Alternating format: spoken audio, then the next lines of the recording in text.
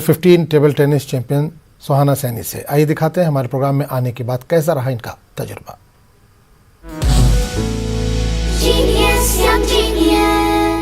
हमारे देश में टैलेंट की कोई कमी नहीं है और कुछ ऐसे टैलेंट हैं जिनको देखकर हम और आप स्तब्ध रह जाएंगे। बायजूस यंग जीनियस के सफर में हम मिले रोहतक हरियाणा से सुहाना से। चलिए उनसे पूछते हैं कि यंग जीनियस में शरीक होकर उन्हें कैसा लगा। सुहाना नमस्ते। हाय नमस्ते। अब तो आप और ज्यादा बड़ी स्टार हो गई होंगी।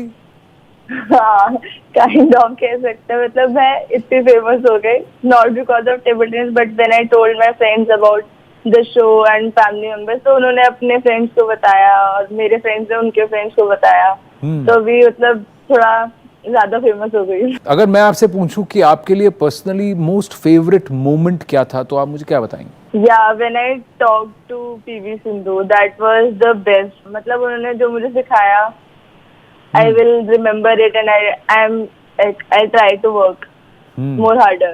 Great, all the very best सुहाना, ऐसे ही लगे रहो। Thank you.